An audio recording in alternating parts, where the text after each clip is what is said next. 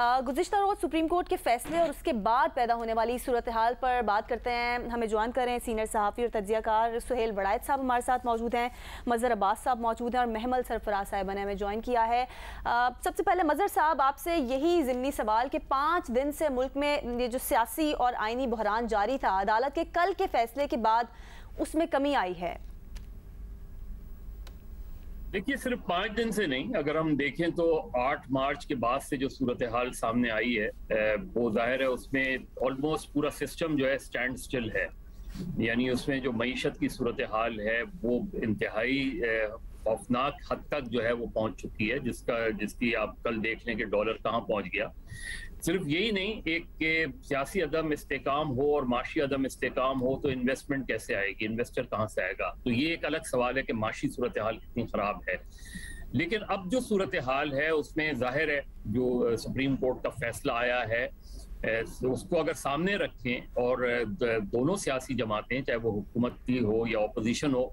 उनको सिर्फ ये सोचना चाहिए कि आइन को दोबारा देखने की ज़रूरत है। और देखने से मुराद ये कि जिस तरह आर्टिकल 99 का सवाल उठाया गया कि जी असेंबली के मामलात में, पार्लियामेंट के मामलात में अदलिया जो है इंटरफेयर कर सकती है, नहीं कर सकती, बिल्कुल इसी तरह 95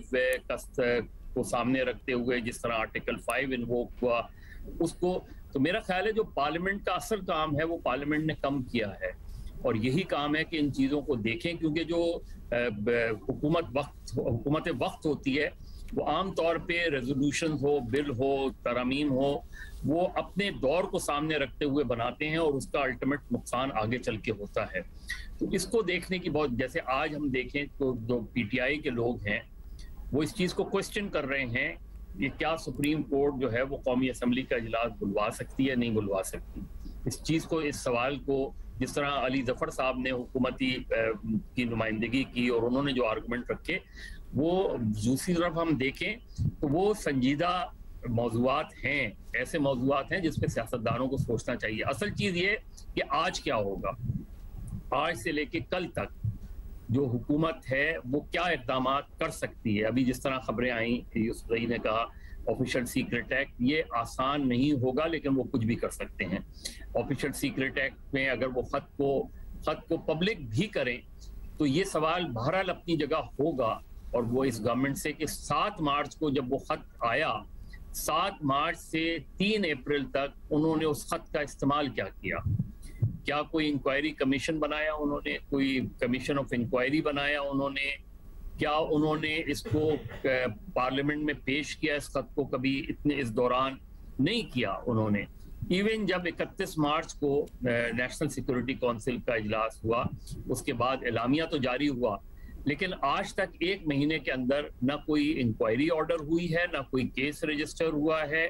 सिर्फ आपने जो है 3 अप्रैल को आर्टिकल 5 का सहारा लेके उस वक्त जितने भी वोट ऑफ नो कॉन्फिडेंस के हक में वोट देने वाले थे उनकी वफादारियों का पर सवाल उठा दिया। तो मेरा ख्याल है हमारे यहाँ गद्दारी और वफादारी की बहस खत्म होने की जरूरत है। हम अगर इस बहस को चलाते रहेंगे तो हम किसी नतीजे पर नहीं पहुंचेंगे। ये संजीदा सवालात हैं, इसमें हुकूमत के सामने भी और अपोजिशन के सामने। कल अदम एतमाद की तहरीक में क्या उसका नतीजा निकलता है, इससे कता नजर जो भी आगे होगा, इसके बाद जो भी होगा, चाहे वो अदम एतमाद की तहरीक अगर मंजूर हो जाती है तो जो नई हुकूमत आएगी उसके पास भी बड़े संजीदा सवालात हैं। अगर उन्होंने भी उसी रविश को बरकरार रखा कि किसी ने आपके खिलाफ इंतकामी कार्रवाई की है तो आप उसके खिलाफ इंतकामी कार्रवाई करें, तो हम कहीं नहीं जाएंगे। हम एक ऐसी इससे चल पड़ेंगे कि जहां सिर्फ तसादुम होगा। तो मुझे तो सियासी बहरान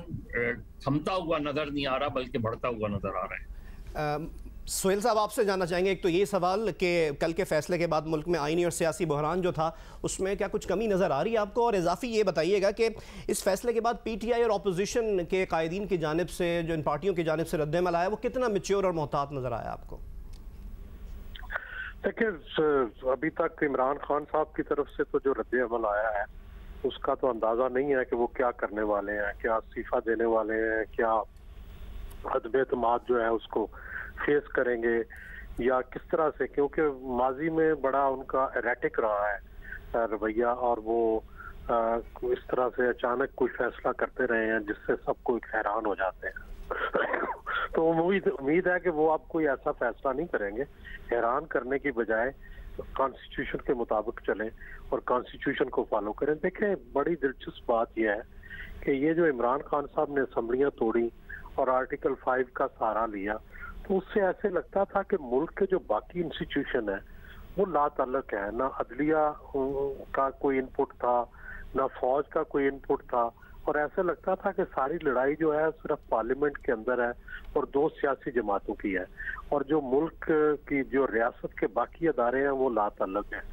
लेकिन कल सुप्रीम कोर्ट के फैसले के बाद ऐसे लगा कि सारे अदारे जो हैं वो ऑन बोर्ड हो चुके हैं, और शायद इमरान खान की हुकूमत का जो जाना है वो अब ठहर चुका है। और पहले जो ये तवक्को थी कि ये एक फ्रेंडली फायर है कि वो खुद ही अपने आप को इस्तीफा दे के और खुद ही जो केयर टेकर प्राइम मिनिस्टर भी बन गए हैं और अपनी मर्जी के इलेक्शन भी करवा रहे हैं, शायद ये सूरत हाल भी बदल जाएगी और अब जो इलेक्शन है वो भी इमरान खान के लिए मुश्किल होता जाएगा, और इलेक्शन के लिए जो केयर टेकर सेटअप है वो भी शायद उनकी मर्जी के मुताबिक उस तरह नहीं बनेगा जैसे वो पहले चाहते थे। तो यूँ समझिए कि जो पाकिस्तान की जो इंस्टीट्यूशन हरकत में आए हैं और इमरान खान के खिलाफ आए हैं, जो पहले इमरान ऐसे लगता था कि पहले सारे वो न्यूट्रल है और वो सारे इमरान खान की को फायदा दे रहे हैं, लेकिन अब ऐसे लगता है कि ये बाजी पलट गई है और इमरान खान ने जो कॉन्स्टिट्यूशन के खिलाफ डिप्टी स्पीकर से रूलिंग दिलाई थी उससे ये सारी तब्दीली आई है और सारा माहौल जो है वो बदल गया है। और ऐसा लगता है कि अगला इलेक्शन जो है वो भी इमरान खान के हाथ से निकलेगा। जिस तरह से पहले ऐसे लग रहा था कि इलेक्शन में वो बड़ी स्ट्रांग पोजीशन में जा रहे हैं, उनका बयानिया बड़ा स्ट्रांग है, एंटी अमेरिकन है, एंटी जो है वो